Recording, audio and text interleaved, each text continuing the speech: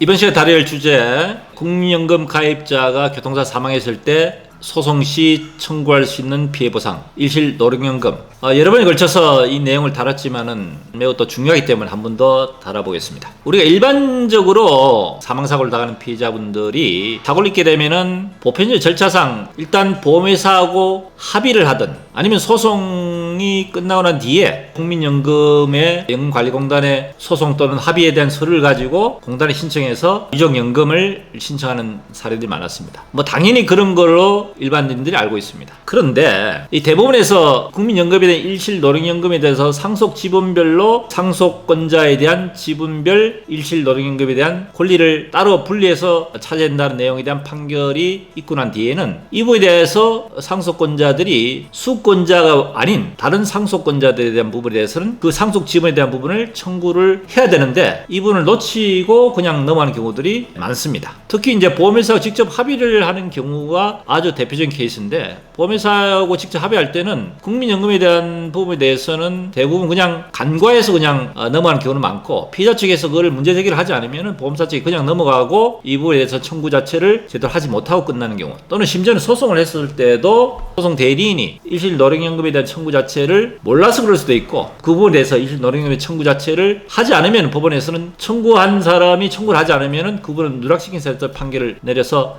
이제 그만큼에 대한 불이익을 겪는 것이 생기기 때문에 다시 한번 다뤄보는 시간을 갖도록 하겠습니다. 물론 이제 국민연금 가입자입니다. 국민연금이 이제 10년 이상 가입자, 20년 가입자들이 나중에 이제 일정 나이가 지났을 때 살아계실 동안에 연금 수령하지 않습니까? 근데 이분이 10년 이상 가입된 국민연금 가입자가 교통사고 사망을 했다. 자, 이 경우에 있어서 국민연금에 가입된 사람이 사망이 되면은 가족 중에 이제 수권자가 생깁니다. 이 수권자의 범위가 배우자부터 해서 자녀, 부모, 손자녀, 조부모 이렇게 수권자의 순위가 정해 있습니다. 그래서 예를 들어 교통사고로 국민연금에 가입된 당사자 망인이 사망을 하게 되면은 연금에 대한 수급권자가 배우자가 있는 배우자한테 단독으로 다 가버립니다. 나머지 수급권자 대상이 되는 분들에 대한 지분이 없어져 버립니다. 연금을 이제 배우자한테 가기 때문에. 근데 이 유족연금이라는 것은 그 자체의 취지 자체가 유족들의 생활보장과 복지 향상을 위한 목적으로 생기기 때문에 이것은 상속 처음부터 수급권자를 만들 때 상속제도의 개념과 다른 개념으로 해서 만든 제도라는 얘기입니다. 예를 들어 교통사고 사망을 했다. 그럼 사망에 대한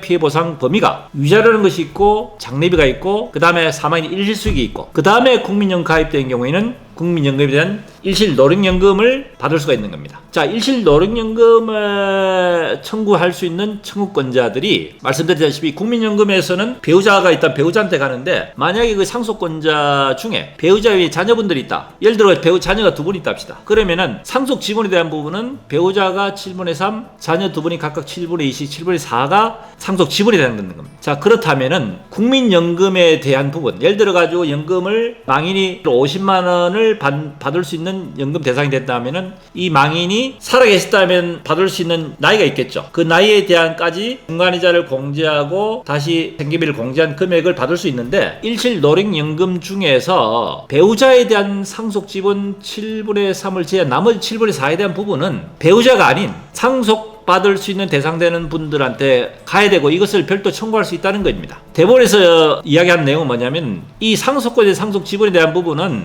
연금에 대한 부분에 대해서 상속 지분에 대한 채권 한도가 일실 노령연금에서는 상속 지분의 한도만큼에 대한 부분이 일실적인 피해 보상에 있어서 배우자한테만 귀속되는 것이, 나머지 상속권의 상속 지분에 대해서는 영향을 끼치지 않기 때문에 나머지 상속권자들에 대해서는 유족연금의 일실 노령연금에 대한 상속의 청구권은 별도로 발생한다. 그렇기 때문에 이거에 대해서는 따로 청구를 할 수 있다는 것이 대법원의 입장입니다. 아시겠죠?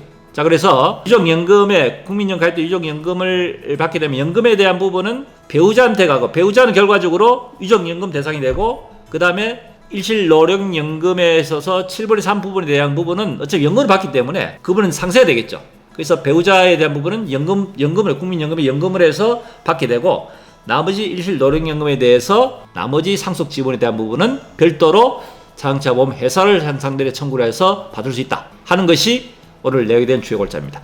여러 번 걸쳐서 이런 유튜브를 계속 했는데 불구하고 잘 이해를 못하시는 분들이 많아서 또 굉장히 중요한 내용이기 때문에 다시 한번 설명하는 시간을 갖도록 하겠습니다. 어떻게 도움이 되셨습니까? 앞으로도 좋은 정보를 가지고 계속 찾아뵙도록 하겠습니다. 도움이 됐으면 구독, 좋아요 부탁드립니다.